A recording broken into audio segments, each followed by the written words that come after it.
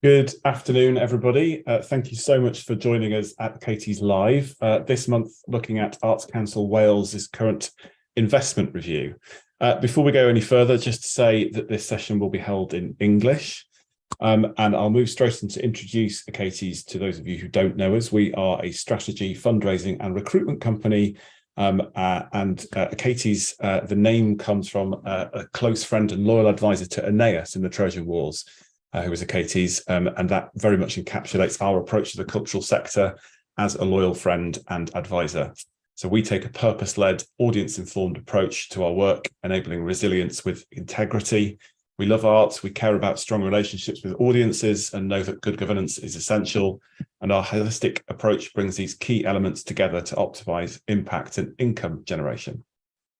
So as I say, today's session is focusing on the Arts Council Wales's investment review and the 6 investment principles for that ahead of the upcoming application deadline. What we're hoping to do today is provide a macro level view to help you navigate the process. The session will be run by Fiona English, our Director of Strategy. Hello, Fiona. Hi, Matthew. Hi, everyone online. Thank you for joining us. And with Fiona is Helen Gaffney, our senior consultant, and Cordelia Millward, our development manager. Hello to Helen and Cordelia. Hi, hello. Welcome, everyone. Hi there. And they'll be guiding us through these investment principles, focusing on 2 each, and there'll be a short time to ask questions at the end of the session. And we do encourage you to send your questions over as soon as they occur, and I'll pick all of those up at the end of the session. Before we get into the investment principles, we thought it might be a good idea to give a brief overview of the wider cultural fundraising picture in Wales as we see it. So in autumn last year, autumn 2022, we undertook some client work that involved creating an overview of private investment in culture in Wales as we saw it. So this was by no means a comprehensive review, and in part due to a relative lack of available data from smaller organisations. Our predominant focus was on the larger organisations in our portfolio Wales, but we can provide a snapshot of private investment as context for the investment review. We also did this review partly through the lens of how private income in Wales compared to the other home nations, so England, Scotland and Northern Ireland, with other statutory funding bodies producing annual reviews of private investment in some of those nations. Firstly, looking at trust and foundation support for culture in Wales, it largely resembles the picture in much of the rest of the country, partly, of course, because charitable governance is not devolved in Wales as it is in Scotland, for example, and many of the funders are the same. There is also one specific trust in Wales, which no doubt many on this session will know well and be in receipt of funding from, the Moondance Foundation, who offer extensive support to a wide range of cultural and social impact organisations and don't necessarily have a parallel elsewhere in the UK. So in the year ending November 2021, Moondance gave a total of 18 million in grants, most of which were in excess of £20,000, which is a hugely significant sum in terms of wider Welsh charitable funding. Statutory and lottery support, individual philanthropy and corporate support are, however, very different from other home nations.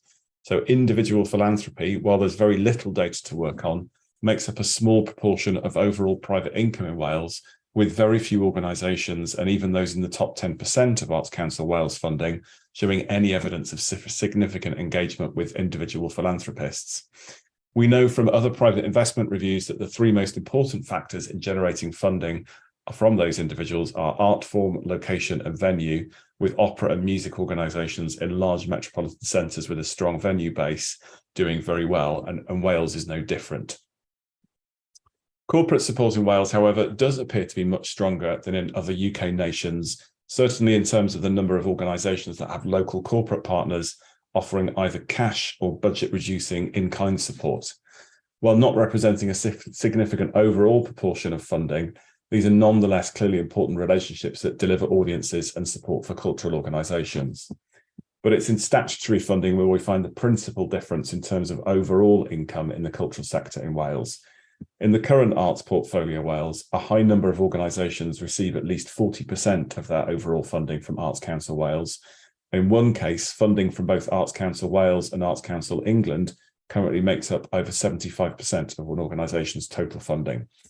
While this organisation is certainly an outlier, it's still very much the case that Arts Council Wales funding takes on a far greater significance to overall Welsh cultural funding than their equivalent bodies elsewhere in the UK. And with this emphasis on the importance of the upcoming investment review, I will hand over to my colleagues who are going to explore the investment principles in more detail. And before we do that, I think Helen is going to give us an introduction around the timeline for applications, the funding period, and the various attachments that you'll need to include in your application. So over to you, Helen. Lovely. Thank you so much, Matthew. Absolutely. Let's have a little look at the application and the process. And I think the first thing to say is that applications are open. The deadline is the 31st of March. And what I will say is that Arts Council Wales are really encouraging you to get in touch and have a conversation with them about your funding and possible application. This opportunity is available up until the 3rd of March, so do make sure you get in touch with them ahead of that if you'd like to take up that opportunity. What do we know? So applications are for a 3-year funding period, and this will start in 2024. This is a change from the current 5-year funding period, which funded applications are currently in. I think it's important to note at this stage that Arts Council Wales have indicated that this won't be the only point to enter the portfolio. There is a rolling entry point for further applications beyond this current application window for the immediate 3-year term. We know that a number of strategies have informed this funding programme, and this includes the Welsh Government's Cultural Contract and its Wellbeing for Future Generations Act, as well as Arts Council Wales's own Widening Engagement Action Plan and its Strategic Plan. We also know that decisions from this funding round will inform Arts Council Wales's longer term strategy, and we anticipate hearing more on that later in the spring. As you'll have seen in the guidance, there are 2 mandatory attachments for you in this application. This will include a business plan, which is for you to complete in your own organisational style, and a budget, and the budget must adhere to the Arts Council Wales's template, which is available on their website. The application itself draws on these 2 documents, as well as articulating your vision, mission and aims. What you'll need to do in the application is address Arts Council Wales's 6 investment principles. These are creativity, widening engagement, Welsh language, climate justice, nurturing talent and transformation. For each principle, you'll need to think about, firstly, your potential. What do you want to achieve as an outcome and what activity you'll be doing to make this happen? And secondly, your evidence. What have you been doing recently to demonstrate that you're committed to this work and have the evidence to back up your potential? In today's session, we'll be encouraging you to think about each principle laterally, prompting you to explore how your own business plan meets the strategic aims of Arts Council Wales's investment programme and how you can demonstrate this in your application. I'm going to hand over to Cordelia, who's going to take you through the first 2 investment principles, creativity and widening engagement. Thanks, Helen. So to begin, I'm going to talk through the creativity principle. As Arts Council Wales explains, this might seem a little obvious as a cultural organisation. However, it's very important to evidence how you use creativity in all or any of its forms to create meaningful impact with the communities you engage. First and foremost, being able to clearly communicate what makes you distinct through your artistic vision, which is key. It's about communicating how your work is ambitious and exciting. Why should people care about what you're doing and why now? When completing your application and thinking about the evidence section for creativity, it's of course important to demonstrate the track record of your work, such as press reviews or audience feedback. But I'd remind you, it's really also important to reflect on how you're keeping your work fresh and new and how you're responding to what audiences want to engage with now. Arts Council are going to want to see how you develop your programme in collaboration with your audiences to make sure that the work you're producing is relevant to those people you're hoping to reach. Can you demonstrate you understand who your audiences are and what their needs are? And from this, can you demonstrate how your programme responds to your community's needs by outlining the meaningful impact you're providing to those targeted groups? You should be thinking about how you gather feedback. How are you listening to these responses to create new ways of presenting work to reach new audiences? You might want to consider how you incorporate peer review as well from other organisations within your area or across different disciplines. It's always good to show how you're connected to the wider sector and how you're responding to sector trends. I would encourage you to recognise where you sit within the wider cultural ecology. And of course, it's important to demonstrate how you're supporting artists' careers. How are you creating work for freelance artists? Do you provide training opportunities for artists at different stages of their careers? Are you opening up opportunities for artists to develop careers in the arts, particularly from those who might not have considered the arts was for them, and those who have historically faced barriers to access? Demonstrating you hold relationships with organisations outside of the arts can also strengthen this, such as education partnerships with local schools or further education institutions. So when you're responding to the creativity principle, it's also important to show how you're collaborating and sharing best practice with organisations and networks, both locally, nationally, and internationally, within and outside the sector. Critically, when answering the potential section in your application, Arts Council are going to want to see evidence that you're continuing in your work to evolve your plans in line with forward-facing artistic vision. From this, you can then feedback, improve and progress your programmes in line with your audience's interests. This should help you to demonstrate that you are actually achieving what you say you are. So by identifying your target audiences, assessing their relevant interests, and outlining how your activities create meaningful impact for those target groups, you can create a convincing case to Arts Council that you have a clear artistic vision and that there is a demand for your work. So next, I'm going to talk to you about the widening engagement principle, which of course is inherently connected to creativity, as are all the principles. And as the Arts Council acknowledges, the cultural sector has historically failed to serve certain groups of people. So it's important, as part of this application and as part of your commitment, you can clearly articulate an awareness around the current barriers to access for those who have been historically and are still currently underserved by the work you do. So how does your organisation break down those barriers first and foremost? And how are you actively widening engagement to your work, not just as participants and audiences and visitors, but also in your workforce as creators and decision makers? You can best describe how you do this probably by first identifying who you're currently engaging, which will help, of course, point towards which new audiences you hope to reach. At Achates, we are repeatedly telling our clients to avoid phrases such as "we aim to reach the widest possible audiences." And I guess this is because in using open-ended phrases like that, you aren't directly articulating who your target audiences are, and therefore you'll really struggle to clearly address how you're widening reach. Instead, we advise you focus on specific target groups to show how you've reflected on where the gaps are in your current engagement and what steps you're taking to address this. A good place to start is looking at your leadership structure. Does your senior management and board reflect the audiences that you hope to engage? And it's sort of worth reflecting on the fact that diverse representation across your staff and across your board, this is only meaningful if it genuinely enables you to actively engage a wider range of audiences. So as an example, if you recognise that you don't currently engage young audiences, perhaps, then you might consider establishing a youth group, a youth committee, to sit alongside your board to better understand that target audience. And by gathering feedback from those groups you're hoping to reach, this is the best way to assess whether you're positioning your programmes in a way that is actually relevant and accessible.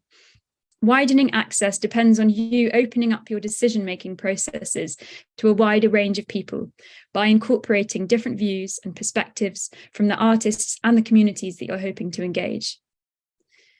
It's also important for you to assess where the gaps are in your knowledge, and Arts Council are not expecting you to already be an expert at everything and engaging every underrepresented group, of course, particularly relevant to the size of your organisation. But it is important that you demonstrate the steps you're taking through targeted training or development in recognition of kind of where your gaps are. And this might be including your staff and networks, bringing them along, recognising the current weaknesses. You might think about leading targeted development and training, perhaps around subconscious bias training, anti-racism or disability awareness. But of course, this must be relevant to your organisation and those identified gaps, and the training opportunities must reflect that. Arts Council wants to see evidence that your work is rooted in the communities and within the communities you're hoping to reach, and that your projects are developed collaboratively with and not for the groups you're hoping to reach. You should mention the partnerships you hold to create meaningful relationships with those communities. And this might be third sector organisations, grassroots community groups, or other non-arts partners who are actively facilitating your engagement with targeted groups outside your current community. Giving clear evidence of co-creation with currently underrepresented groups will give confidence to Arts Council that you are developing new work to specifically address current barriers to access. So, and I suppose my final piece of advice would be to definitely make sure you've taken time to read Arts Council's widening engagement action plan that Helen mentioned at the beginning. This is a link to that in the investment review guidance, but that shows the strategy that Arts Council are taking and the kind of priorities around what they think widening access looks like. So over to you, Fiona, I think next. Thank you, Cordelia. So I'm going to pick up on the next two principles, looking at Welsh language and then social justice, climate justice, forgive me. So the Welsh language section is quite integrally linked to Welsh government policy. And it's just worth observing that if this isn't something that you're confident with, that it's well worth looking into the 7 goals and 5 ways of working that form the part of the Wellbeing of Future Generations Act. Because specifically there is a goal that is centred around Wales being a vibrant culture and thriving Welsh language. And I just think it's important to note here that this doesn't just focus on Welsh speaking, but also focuses on Welsh storytelling. And that's a really nice, clear difference that you can make in some of the ways that you're communicating, not just about bilinguality, but also about how you're going to tell really excellent stories that have local roots. And the other part that this section is linked to is the Welsh Government's goal of achieving 1 million Welsh speakers by 2050. And the 3 key aims that the Welsh Government has within this larger principle and aim is not just about increasing specifically Welsh speakers, but also increasing the use of Welsh and creating favourable conditions in the form of infrastructure and context. And within that strategy, it's broken out down to specifically include culture and media. And we'll talk a bit about this, but that might be how you both tell and present stories, but also how you engage in staff development and opportunities for people to be empowered within the workplace. To weave that principle in, therefore, the Welsh language principle in from an Arts Council Wales point of view, this principle really weaves in with the other 5. And it's probably, I would say, the most cross-cutting principle of all of them. It's one that is integral and only works when it sits within each of the other principles. And that will be the way that you'll most successfully answer it. And so thinking about people of all backgrounds being able to participate and experience art in the Welsh language will obviously form part of your artistic policy and your widening engagement programme, not just your Welsh language principle. Creating opportunity, as with the other principles, for equality of access from participation to creation, but for Welsh speakers, again, will be something that will need to be interwoven throughout all of your principles in order for you to honestly and authentically be doing this. There's some opportunities that exist in particular around that goal for an increase in Welsh speakers, which I think can be broken down into 3. So thinking about learning, how can you potentially as an organisation encourage first time or enhanced development of speakers? Use, how can your organisation provide and present opportunities for people to speak, read, write and engage with Welsh? And share, how can people make, create and tell stories through Welsh? Some questions that you might be asked or need to answer for your evidence section. It might be worth thinking about what are the specific outcomes and outputs that you're going to deliver in order for this section to be specifically relevant to your organisation. And we'd always say that these should be smart objectives. So thinking about, are they simple? Are they achievable? Are they measurable? Can you talk about how you specifically can do them? I think Cordelia made a really great point there of thinking about your scale as an organization and what is relevant for you to achieve. And for everything, we'd always encourage that one of the best things you can do is start from a viewpoint of baseline data. So what is it you're already doing, and how can you communicate that from a data-led point of view? This, in turn, by setting baseline data, will help you create really clear outputs and outcomes, and to show the change and progress that you're making over time. With these questions in mind, I guess my biggest advice on this section is to make sure that you're keeping it relevant, appropriate for your organization, and being honest about your starting point. So I wouldn't suggest that you suddenly claim that you're going to start producing 3 new Welsh musicals a year if that's not your remit, ambition, or excellence. Some other things to just consider around the Welsh language principle. It's really important to ensure that you have clear Welsh language plans and policies in place, so your organisation. You could reference these in your business plan, or you could even attach them as appendices, and that those plans have monitoring opportunities within them, again, so that you're able to show the change that you're making. You need to have a think about how you're aiming to increase Welsh speakers at all levels within your organisation. You'll need to have a think about the work that you make, platform and show, and ensuring that it has opportunities that are Welsh, not just English. And as I said at the very beginning, some of this element is also about considering storytelling of Wales and the Welsh language. And so thinking about how you uniquely tell historical and narrative stories about Wales is as important a thread as the language itself. There's additional things you can look at within the guidance that include achieving quality marks to show that you're proving your Welsh language services, if that's something that's relevant to you, but also looking at how you might work collaboratively with others. So if this is something that's a smaller level of expertise for you, thinking about who you can partner with in order to achieve excellence. And I mentioned at the beginning, I think another really important one that's a great thing to evidence is thinking about career pathways and progression opportunities for Welsh language speakers, so that you can link the Welsh language to the best practice that you're providing, both in terms of your staff team, but also in terms of your freelancers. And so the next principle I'm going to look at is climate justice. I just want to be really clear that this is a really progressive principle title from Arts Council Wales. And this isn't about environmental responsibility, and it isn't about recycling more. It's about climate justice. That's interesting phraseology to use the principle, but it's important that we start by just unpacking and exploring specifically why that wording and what impact that might have on your activities. So the phraseology is important because it recognises that climate change affects all of us unequally. So often those from lower socioeconomic backgrounds and or culturally or ethnically diverse communities, and often disabled people, will be disproportionately affected by issues of climate and natural emergency. So this means that this pillar is built on trying to readdress or be mindful of some of those barriers that are created in the creation of climate justice situations.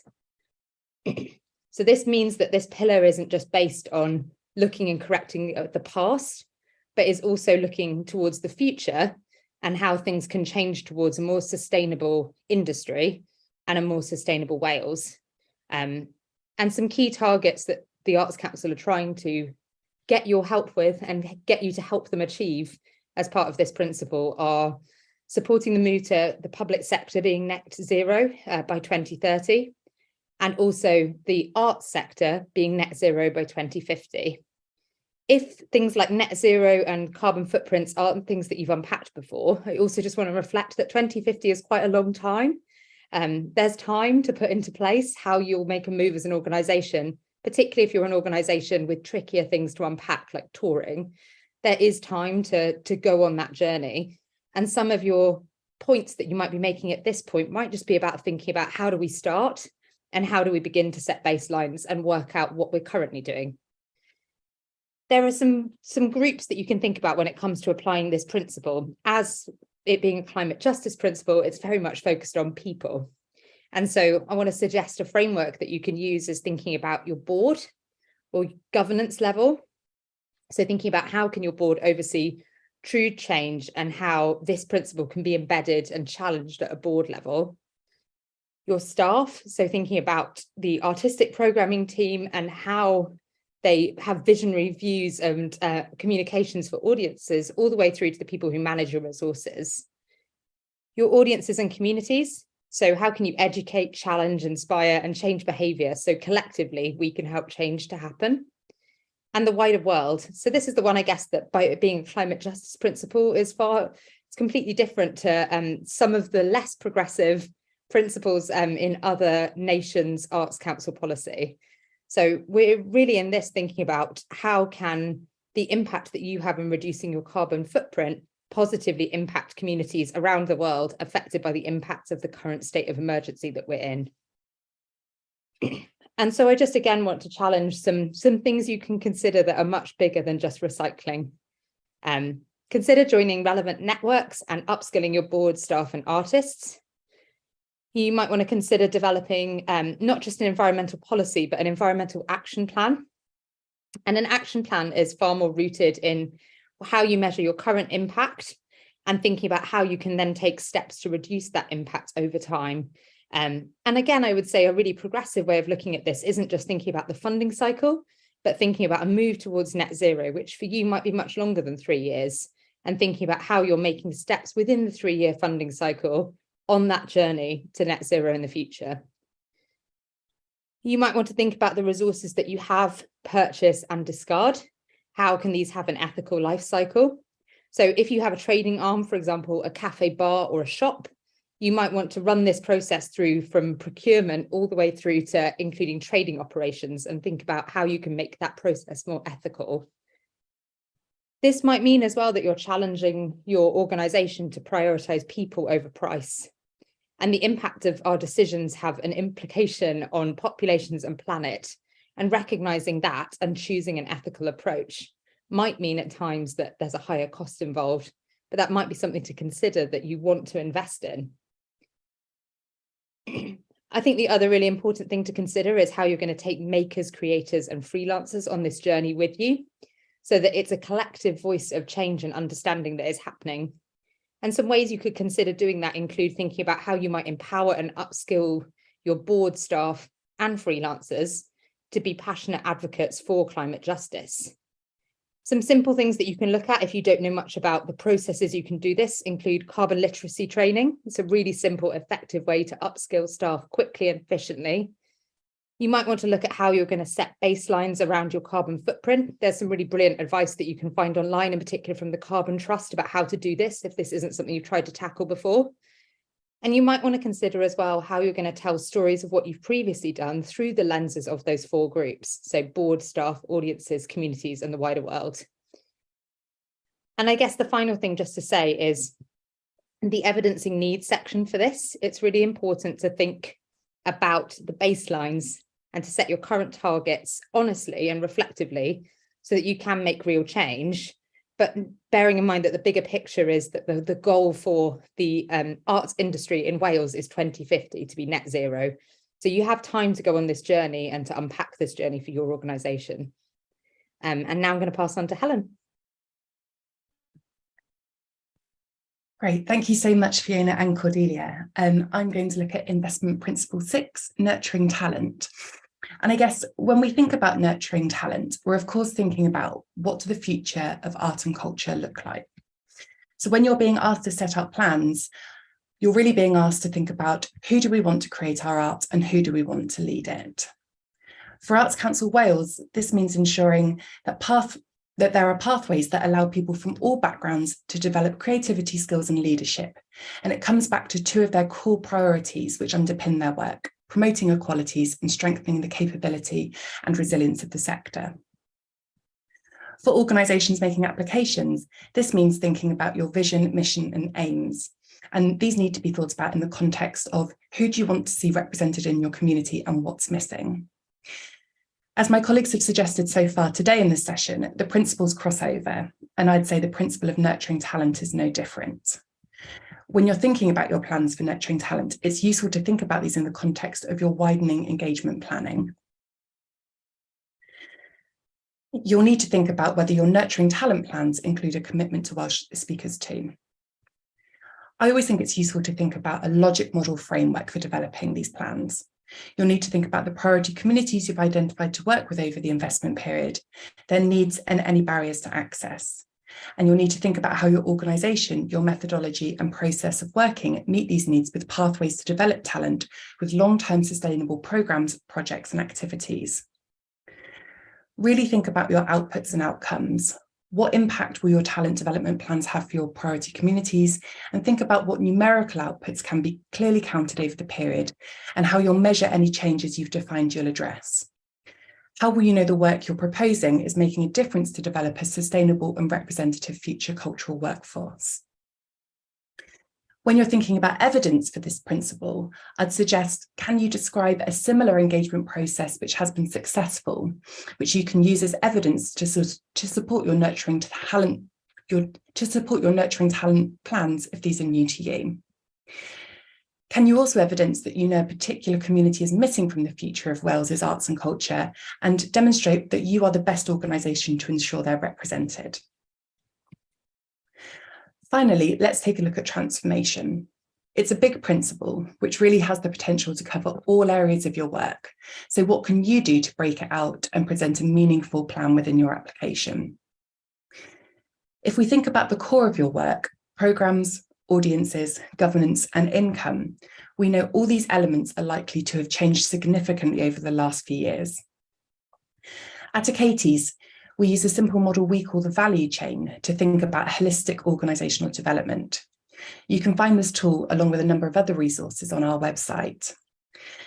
The value chain was principally developed to communicate the elements required for fundraising success. But what it really highlights is that fundraising is the outcome of a process and that it can't take place in isolation. Essentially, when one strand of your core changes, the other elements will need to adapt to ensure you're in balance. With this in mind, in your applications, it's useful to think about how are you demonstrating that your decision-making is made in a data-led way and based in consultation, and that this continues to happen as changes evolve. This type of feedback loop will ensure each strand of your organisation is developed holistically. Within your applications, it's useful to think realistically about what you will measure and monitor going forward. Why is this important? What will it tell you? And how will this inform your future programme, audiences, governance and income? Think also about your plans to share resources and partnerships and how this add to your vision, mission and aims. How does a particular partnership you're planning bring about something that isn't available in the cultural sector? And why is that interesting for your community? Ask yourself, what need is it serving and how does that align with your planning? Again, when you're thinking about the evidence for this principle, I think it's really important that you think honestly about where you are on your journey. Be clear about what isn't working currently so that you can articulate that you have identified these gaps, but be clear that you have a plan for addressing them going forwards. I'm just going to pass back to Matthew now, who I think is just looking at some questions that might be coming in. Thank you very much. Now I've taken my mute off to Fiona, Adam and Cordelia for taking us through that. Yes, we've had a few questions come in. The first one is, we haven't done much in one of the principal areas before, but the questioner hasn't asked specifically, how can we evidence something we haven't done? Evidence is obviously something that you've all spoken about. So how would you go about sort of exploring something, for example, in climate, if that's not something you've done before? I'll head to Cordelia for that one, please. I think as we sort of discussed, this is not about being the expert in the field that you're working. You're not expected to be able to achieving at the optimum in all of the principles. I think really what they are expecting to see, then the reason why they've laid out these principles is Arts Council is saying, in thinking about and starting to embed these principles is what makes a really strong organisation. So as long as you can evidence that whatever stage along the process you're at, that you are thinking about, whether it's Welsh speaking or climate justice, that you are embedding that in your planning forward. So I think it's fine if it's completely new and you haven't even begun thinking about it yet, but demonstrating that it's part of your thinking now. And as you build that business plan forward, making sure that, you are aware of what it takes to make a really strong organization. I don't know if anyone has anything to add. Thank you.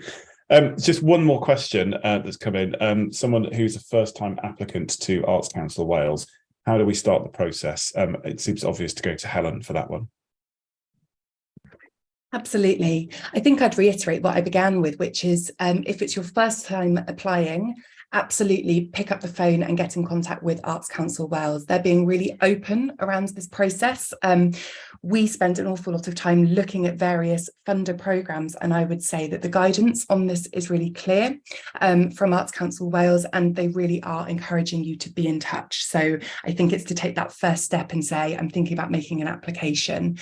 In terms of what you might do for your wider planning to start the process, I would start with thinking about the full areas that I've just been discussing. So thinking about your programme, your governance, your audience and your income, and starting to structure a business plan around those areas. Because I think absolutely, if you start the process with those 4 areas in mind, you'll be well on your way to thinking about how those investment principles start to align with the wider remit of your work. Thanks very much, Helen.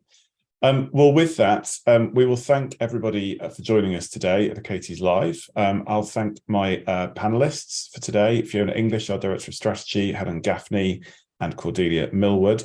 I should also thank Victoria Hibbs, who silently and unseen oils the wheels of culture to make sure everything runs efficiently and smoothly. Thank you very much, Victoria. We are available to help with Arts Council, Arts Portfolio Wales applications if you need any reviewing towards the end of the process. Obviously, we are talking about an application deadline that is next month, so time is of the essence. But the team do have time to offer reviewing services if that's helpful. The next Achates Live session will be on Thursday, the 9th of March. We look forward to seeing you then. And for the moment, thank you very much for joining us. And again,